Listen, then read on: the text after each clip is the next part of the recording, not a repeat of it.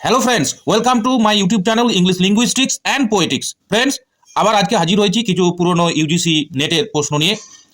এটা কিছু লেখালেখি করেছি, আমি প্রশ্ন নিয়ে একটু লেখালেখি করি বা জানার চেষ্টা করি, সেগুলো তোমাদের মধ্যে শেয়ার করব। আশা করি ভালো লাগবে। আমার চ্যানেলটিকে সাবস্ক্রাইব করে পাশে থেকো, আর এরকম প্রশ্ন উত্তর নিয়ে আবার আসবো। এই প্রশ্ন উত্তরের মধ্যে দিয়েই আমরা মানে আলোচনার মধ্যে দিয়ে, এই প্রশ্নের আলোচনার মধ্যে দিয়ে আমরা উত্তরটা জেনে নেব। তো প্রথমে রয়েছে 1 number, identify the work below that does not belong to the literature of the 18th century. 18th century হচ্ছে 1701 থেকে 1800, এই সময়টাকে বলা হয় 18th সেঞ্চুরি।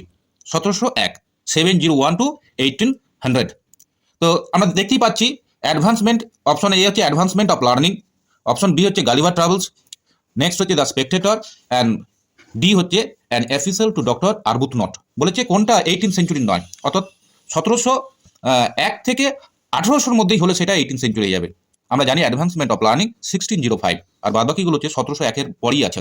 দেখতে পাচ্ছি Gulliver travels 1726, next the Spectator, আমরা জানি যে সে বিশাল জার্নাল, বিখ্যাত জার্নাল, অর্থাৎ স্টিল এবং এডিশনের, যদিও স্টিল শুরু করেছিলেন, তারপর এডিশন সেটা কন্টিনিউ করেন।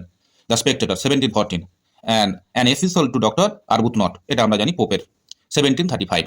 তো তাহলে আমাদের উত্তরটা হচ্ছে অ্যাডভান্সমেন্ট অফ লার্নিং। নেক্সট হচ্ছে 2 নম্বর হচ্ছে which among the following is is a place through which John Bunyan's Christian does not pass. অর্থাৎ যে জায়গাগুলোর মধ্যে দিয়ে জন বুনিয়ানের যে পিলগ্রিম প্রোগ্রেসের যে ক্রিশ্চিয়ান, যে হিরো নায়ক, তিনি যাননি, তিনি যেটা যাননি সেটা হচ্ছে মাউন্ট হেলিকন। আর তিনি যে জায়গাগুলো দিয়ে পাস হয়েছেন সেগুলো হচ্ছে the Slough of Despond, the Valley of Humiliation, Vanity Fair and Doubting Castle. Next friend, 3 number, যে the period of Queen Victoria's reign. আমরা জানি কুইন ভিক্টোরিয়া 1837 সালে সিংহাসন আরোহণ করেছিলেন এবং তিনি 1901 সালে মারা গিয়েছিলেন। অর্থাৎ 1837 থেকে 1901 এই সময়টাকেই ভিক্টোরিয়ান পিরিয়ড বলা হয় ইংলিশ লিটারেচারে। Next friend, which of the number 4, which of the following statement about the Lyrical Ballad is not true. Lyrical Ballad আমরা জানি যে 1798 সালে একটা joint venture by Wordsworth and Coleridge, যার মধ্যে দিয়ে বা যার পাবলিশিংয়ের মধ্যে দিয়ে, পাবলিকেশনের মধ্যে দিয়ে নতুন যুগের সূচনা হয়, রোমান্টিক পিরিয়ড যেটাকে আমরা বলি। বলছে option A it carried only one ballad proper. বলছে কোনটা ট্রু নয়, নট ট্রু। নট ট্রু হচ্ছে, তোমরা তো অপশনগুলো দেখতে পাচ্ছ, ইট অপশনটা হচ্ছে সঠিক, অপশনটা হচ্ছে D, it also printed from Gray's Elegy Written in a Country Churchyard. বাদবাকিগুলো ঠিক আছে। It carried only one ballad proper which was Coleridge the Rime of the Ancient Mariner, আমরা জানি। It also carried pastoral and other poems. It carried a preface which Wordsworth added in 1800। হ্যাঁ, এটা একটা question আসে যে preface কিন্তু তিনি প্রথম এডিশন যেটা 1798-এ লিরিক্যাল ব্যালাড পাবলিশ হয়েছিল, তার সাথে কোনো প্রিফেস ছিল না। সেকেন্ড এডিশন যেটা 1800-তে হয়েছিল, সেখানেই তিনি প্রিফেসটা অ্যাড করেন। Next question number 5, one of the following text was published earlier than 1955, identify the text. বলছে 1955 সালের আগে একটি টেক্সট পাবলিশ হয়েছিল। নিচের যে টেক্সটগুলো দেওয়া রয়েছে তার মধ্যে যেটি 1955 সালের আগে পাবলিশ হয়েছিল, তাহলে 1955 আগে পাবলিশ হওয়া টেক্সট হচ্ছে উইলিয়াম গোল্ডিং-এর দ্য ইনহেরিটার্স, ফিলিপ লার্কিনের দ্য লেস ডিসিভড, আমরা জানি এটা হচ্ছে কালেকশন অফ পোয়েমস, পোয়েটিক মানে পোয়েট্রি অ্যান্থোলজি অফ পোয়েট্রি। আর হচ্ছে Samuel Beckett's Waiting for Godot, যদি তিনি ফ্রেঞ্চে লিখেছিলেন কিন্তু ইংরাজিতে ট্রান্সলেট বা স্টেজ হয় 1955-তেই। তাহলে উত্তরটা হচ্ছে অপশন সি, উইলিয়াম এমসন, যার দ্য 7 টাইপস অফ অ্যাম্বিগুইটি 1930-তে পাবলিশ হয়েছিল, বিখ্যাত সেই এসে অ্যাম্বিগুইটির ওপর।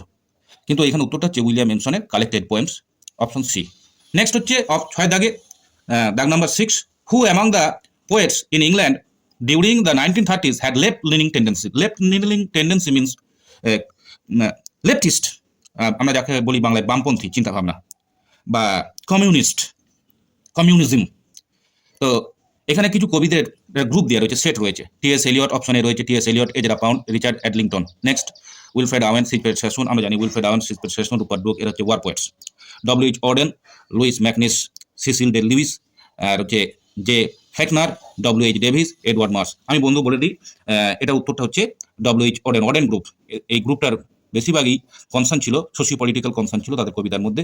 তো তাদের মধ্যে একটা কমিউনিস্ট চিন্তাভাবনা ছিল, লিনিং টেন্ডেন্সিস ছিল, বা তারা লেফটিস্ট ছিল বলা যেতে পারে। নেক্সট হচ্ছে ম্যাচ, এটা খুব ইন্টারেস্টিং। 7, ম্যাচ দ্য ফলোয়িং রয়েছে 1, 2, 3, 4, 5, 6, 7, 8।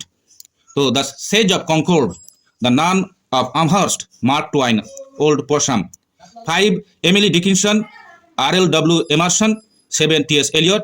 8 হচ্ছে স্যামুয়েল ল্যাংহর্ন ক্লিমেন্স। আমরা জানি দ্য সেজ অফ কনকর্ড যিনি হলেন র্যালফ ওয়াল্ডো এমারসন। তিনি কনকর্ডে বসেই যেই সেই ট্রান্সজেন্ডেন্টালিস্ট মুভমেন্ট বা ট্রান্সজেন্ডেন্টালিস্ট ক্লাবের প্রবর্তক। দ্য নান অফ এমহার্স্ট হচ্ছে এমিলি ডিকিনসন, আর ওল্ড পোর্সাম হচ্ছে টি এস এলিয়ট। এই নামটা দিয়েছিলেন তার বন্ধু এজরা পাউন্ড। এজরা পাউন্ড তাকে ওল্ড পোর্সাম বলে ডাকতেন। নেক্সট হচ্ছে মার্ক টুয়াইন। মার্ক টুয়াইন হচ্ছে স্যামুয়েল ল্যাংহর ক্লিমেন্স। আমরা জানি মার্ক টুয়াইনের পূর্ব ভালো নাম হচ্ছে স্যামুয়েল ল্যাংহর ক্লিমেন্স। তাহলে অপশন হচ্ছে 1 এর সঙ্গে 6, অর্থাৎ দ্য সেজ অফ কনকর্ডের সঙ্গে Ralph Waldo Emerson, Ralph Waldo Emerson. Option 2 এর সঙ্গে হচ্ছে দ্য নান অফ এমারস হচ্ছে 2 এর সাথে 5, 2 হচ্ছে 5 এমিলি ডিকিনসন। মার্ক টুয়াইন হচ্ছে 3 এর সঙ্গে 8 স্যামুয়েল ল্যাংহর ক্লিমেন্স, আর ওল্ড পোর্সাম টি এস এলিয়ট 4 এর সাথে 7। নেক্সট এখানে যে নেক্সট পেজটা আমি আগের দিন আলোচনা করেছি, এরপরে চলে আসবো পরের পেজে। Page number question number 17, who among the following is credited with the making of the first authoritative dictionary of the English language? এটা ইংলিশ লিটারেচার স্টুডেন্টদের সকলেরই জানা, স্যামুয়েল জনসন। নেক্সট হচ্ছে Dryden's Essay of Dramatic Poesy 1668, who opens the discussions of behalf of the ancients. আমি দিয়াই রয়েছে চারটে যে ক্যারেক্টার বা চারজন যে কনভারসেশন বা ডায়ালগে যুক্ত ছিলেন, তারা হলেন লিসিডিয়াস, রাইটিস, ইউজিনিস, নিয়েন্ডার হচ্ছে ইংলিশ, আমরা জানি এসেইস নিজেই, ড্রাইডেন নিজেই। লিসিডিয়াস হচ্ছে ফ্রেঞ্চ, গাইডস হচ্ছে অ্যানসিয়েন্ট, আর ইউজিনিয়াস হচ্ছে মডার্ন। তার উত্তরটা হচ্ছে গাইডস, অ্যানসিয়েন্ট হচ্ছে Crites. The term invective refers to, invective অপশনগুলো দেওয়া রয়েছে বন্ধু। এক্ষেত্রে আমি দেখেছি যে দুটো অপশন খুব কাছাকাছি হয়, যার মধ্যে অপশন এ আর হচ্ছে বি এখানে চেয়ে খুব কাছাকাছি। চারটে অপশনের মধ্যে দুটো হচ্ছে নাল অ্যান্ড ভয়েড, যেটা আমরা বাতিল দিতে পারি, আর দুটো অপশন খুব কাছাকাছি থাকে। এই দুটো অপশনের মধ্যে আমাদের সঠিক অপশনটাকে বেছে নিতে হয়। যেমন অপশন এতে রয়েছে দ্য অ্যাবিউসিভ, এখানে অপশন এ আর বি খুব কাছাকাছি, এই এ এবং বি এর মধ্যে উত্তর হবে। The term invective refers to the abusive writing or speech in which there is harsh denunciation of some person or thing, or B, an insulting writing attack upon a real person in verse or prose, usually involving caricature and ridicule. এখন বন্ধু বলে রাখি, দুটোই হচ্ছে satire, দুটোই Harsh language ব্যবহার করা হয়। বিশেষ করে কোনো রিয়েল পার্সনকে করা হয় না। রিয়েল পার্সনকে করলে, ক্যারিকেচার বা তার স্যাটায়ার করলে, প্যারোডি করলে সেটা রিস্কি হয়ে যায়। তাহলে উত্তরটা হবে A, option A, the abusive writing or speech in which there is a harsh denunciation of some person or thing. আমরা উদাহরণ দিতে পারি the Dunciad, the Modest Proposal, সুইফটের, এগুলো হচ্ছে ইনভেক্টিভ রাইটিংয়ের উদাহরণ। নেক্সট হচ্ছে which of the following novel, ডাক number 20, which of the following novel depicts the plight of the Bangladeshi immigrations in East London? উত্তরটা হচ্ছে Monica Ali's Brick lane, option D. Next চলে আসবো question number 21, the year 1939 proved to be a crucial year for the important writers in England, identify the correct phrase below. Option A হচ্ছে for years who died for Auden who left England for the USA, United States of America. B, for Eliot who started publishing verse drama, for Hardy whose Wessex poems were published.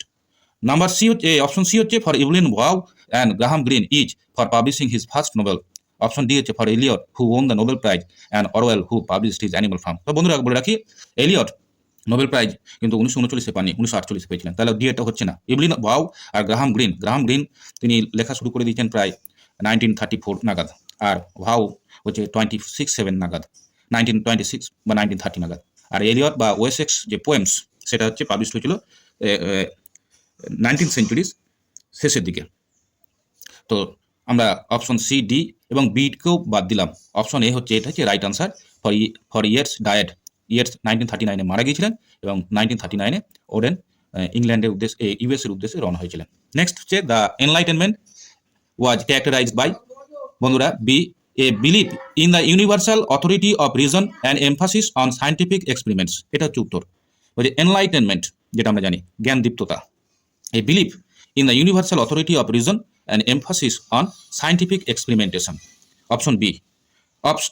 Question number 23, which Shakespearean play contains the line there is a special providence in the fall of a sparrow? খুব ভালো question, এটা হচ্ছে উত্তর হচ্ছে Hamlet.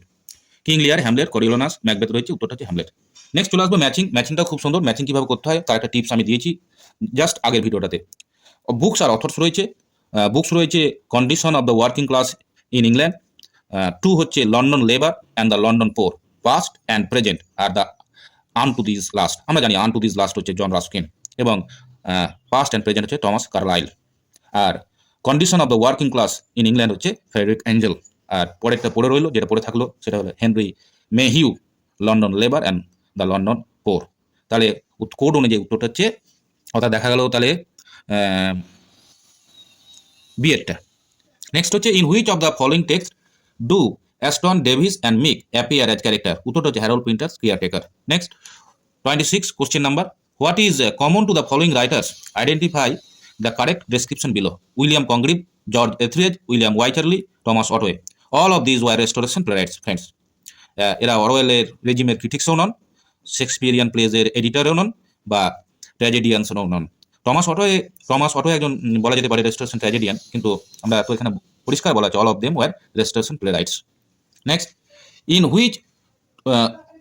in which Jane Austen novel do you find the characters Annie Elliot, Lady Russell, Lucia Musgrove and Captain Wentworth? এই captain Wentworth, Annie Elliot এভাবে দিয়ে কোন নোভেলের এরা ক্যারেক্টার সেটা জানতে চাওয়া হয়। এটা উত্তরটা হচ্ছে পারসুয়েশন। ইমাম অ্যাসপিল পার পারসুয়েশন, অর্থাঙ্গা র্যাবে রয়েছে persuasion. 28, in which of his essay does Homi Bhabha discuss the discovery of English in colonial India? এটা উত্তরটা হচ্ছে option A, science taken for wonders. Next 29, dash was the first sonnet sequence in England.